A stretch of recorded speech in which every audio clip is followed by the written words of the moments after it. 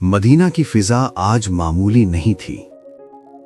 आसमान पर नूर की कैफियत थी, हवा में अजब सी तहारत थी, क्योंकि 10 रजबुल मुरज्जब को अहले बैत के घर एक अजीम खुशखबरी आने वाली थी। सन 195 हिजरी इमाम रजा के घर वो नूर पैदा हुआ जिसने कम सिनी में भी इल्म, हिल्म और हिकमत के दरवाजे खोल दिए।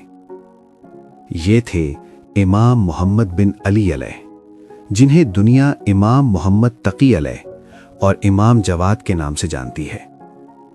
जब ये नूर इलाही दुनिया में आया तो इमाम रजा ने फरमाया, ये वो मौलूद है जिससे बाबरकत कोई और मौलूद शियों के लिए पैदा नहीं हुआ। कम उम्री लेकिन इल्म ऐसा कि बड़े बड़े उल्मा हैरान रह गए। बचपन लेकिन वक़ार ऐसा कि दरबार खामोश हो गए। इमाम मोहम्मद तकी अलैहिस्सलाम ने यह साबित कर दिया कि इमामत उम्र की मोहताज नहीं बल्कि अल्लाह के इंतखाब की दलील होती है। आपकी विलादत जुल्मत के दौर में हिदायत का चिराग बनी और हक के मुतलाशियों के लिए उम्मीद की किरण साबित हुई।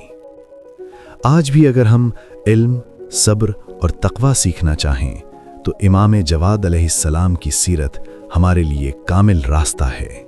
आइए इस मुबारक दिन पर अपने दिलों को इमाम मोहम्मद तकी की मोहब्बत से रोशन करें और अहद करें कि उनकी तालीमात पर चलने की कोशिश करेंगे।